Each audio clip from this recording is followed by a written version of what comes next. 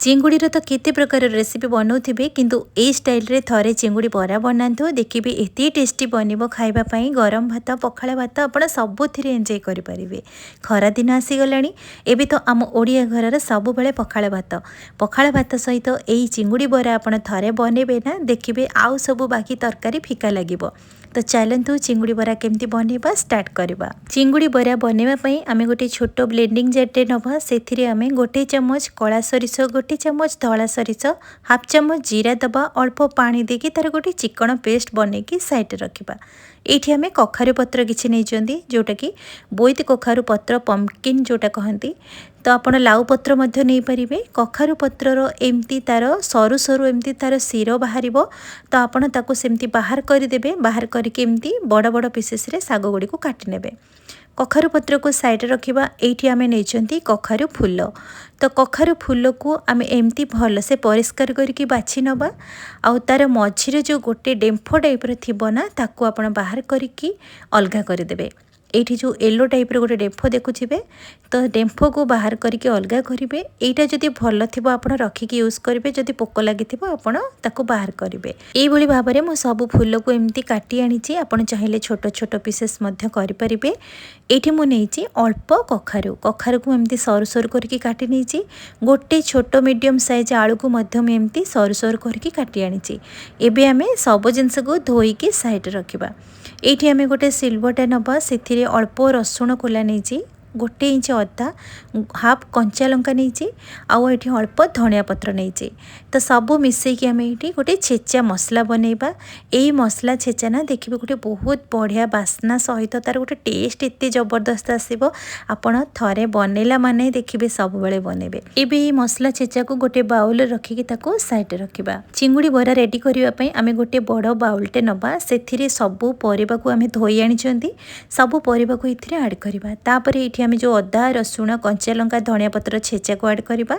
स्वाद अनुसार ये लुण आड करवा अल्प हल्दी गुंड अल्प लंका गुंड 2 चमच मैं बेसन आड करी 2 चमच ये चाउल चूना आड करी हाफ चमच ये जीरा आड करी।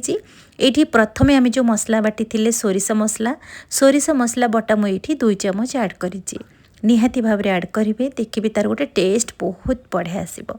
ये मुझे अल्प चिंगुड़ी माछ ताकू भल से धोईकी लुण हलदी गोलेकी मु रखी तो यही कंचा चिंगुड़ी माछ को आम से आड करवा। एबे आम कंचा चिंगुड़ी माछ को यही परिबा सहित आड करवा। एथिरे मु गोटे चमच सोरिष तेल आड करिछि। एठी मु पियाज आड करबा को भूली जाइथिली तो मु परे पियाज को आड करिथिली। आपण प्रथमरु आपण पियाज मध्य आड करि परिबे। एबे आपण सब जिनस को धीरे धीरे मिक्स करेंगे। एथिरे पानी बिल्कुल देबेनी कहीं जेहेतु आम परिबा को सब धोई तार जेतिकी मॉइस्चर अच्छी तो आमर बैटर बढ़िया से बनीजिव। पानी देला माने आमर बैटरटी पानिया हबो तो आमर जेतेबेले बरा बनेबा तो सेतेबेले परफेक्ट बनिबनी। तो कखारु पत्र आड करिसेंती कखारु फूल आम कखारु मध्य आड करिसेंती आलू मध्य आड करिसेंती। एथिरे जदि आपण चाहिए आउ बाकी जिनस मध्य एथिरे आड करि परिबे जेकोसी साग मध्य आड करि परिबे। एबे आम गोटे मैसर साहाय्य भल से टिके चकटी नबा।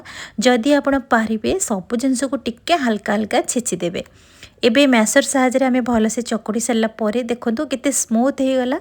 एबे आम ताको कभर करके किछि समय पर्यंत ताको रेस्ट पई छाड़ीदबा। 10 मिनिट पर आम गैस चूल्हे गोटे फ्राए पैन बसैबा। पैन गरम हो गले आम से सोरिष तेल किंबा रिफाइन तेल आड करवा। तेल टिके गरम हो आसिले आम जो बैटर बनई थिले चिंगुड़ीर बैटर ताकू एबे आम एमती छोट छोट बरा सेप्रे आपण बनइबे।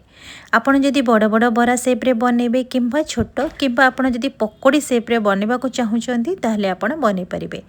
तो ये मु बरा सेप्रे बनई सारा पर गोटे चमच एक्सट्रा तेल ये आड करके कभर करके मिनिमम 5 ରୁ 6 मिनिट पर्यंत ताको सिझिबा छाड़ीदबा। जेहेतु आम कंचा चिंगुड़ी माछ से आड करिसेंती तो टिके सिझिबा टाइम लगे। आउ गैस रो फ्लेम को मीडियम रे रखिबे ध्यान रखिबे जेमिति हमर बरा गुड़ी को पोड़ी न जाए। 5 ରୁ 6 मिनिट पर लिड को काढ़िकी ये आम देखो बरा को ये भाव में आप धीरे धीरे उल्टे देवे। एथिरे अधिक तेल भी लागबनी कम तेल रे आम ये जिनस गुड़ी को बनै नबा। आउ खाइबा को इतने टेस्टी बनी थिला। आपण पखाला भात गरम भात आपण स्टार्टर भाव में आपण मध्य खाई परिबे। बहुत ही टेस्टी बनी थिला। कखारे फूल सहित चिंगुड़ीर कॉम्बिनेशन तार गोटे एते टेस्ट आसूला आपण मैंने थरे निजे बनैकी खाइले ही आपण विश्वास करेंगे। यही भाव में गैस फ्लेम को मीडियम रे रखिकी बरा गुड़ी को दुई पट साइड आमर बढ़िया से क्रिस्पी है पर्यंत टिके भाजी ने आउ बेसी तेल देवेनि यही भाव में गोल्डन कलर है आसब। बास यही भाव में दुई पट एमती उल्टेकी दुई पट जाक परफेक्ट आमर बढ़िया से बनीगला आपण गोटे प्लेट को सबू बरा गुड़ी को काढ़ी आनिबे। एठी देखिकी जानीपे केते सुंदर भाव में आमर चिंगुड़ी आउ कखारे फूल बरा गुड़ी को बनिक रेडी हो जाइए। आ खाइबा को तो इतने सुंदर लगुला पिला माने देखिला माने खुशी खुशी रे खाइबे। एठी गोटे चिंगुड़ी बरा आपण मानकु देखौची भांगिकी केते सुंदर भाव में बनीची भितर जमा भी कंचा नाही कखारू आलू सबू आमर परफेक्ट सिझीची। आपण पखाळ भात सहित निश्चित भाव में ट्राई करंतु बहुत ही टेस्टी लागिबो। आ पिला माने तो खुशी खुशी रे मागी मागी खाइबे कहीं ना पनीपरिबा आजिकल तो पिला माने खाइबा को नाक टेकुचंती। तो एई टाइप रे आपण बनांतु देखिबे समस्ते पसंद करिवे खाइबा को। आपण जदि नॉनवेज खाऊना ताहले आपण चिंगुड़ी को स्किप करेंगे। एथिरे आपण छतु मध्य ऐड करि परिबे। चिंगुड़ी कखारू फूल पत्र बरा आपण मानकु निश्चित भाव में पसंद आसीथिबो। जदि पसंद आसीथिबो यूट्यूब रे देखुथिले बिंदुरोसेई चैनल को सब्सक्राइब लाइक शेयर कमेंट करिवे। फेसबुक पेज रे देखुथिले फॉलो करिवे। निश्चित भाव में ट्राई करंतु देखिबे समस्ते पसंद करिवे। रहिली नमस्कार।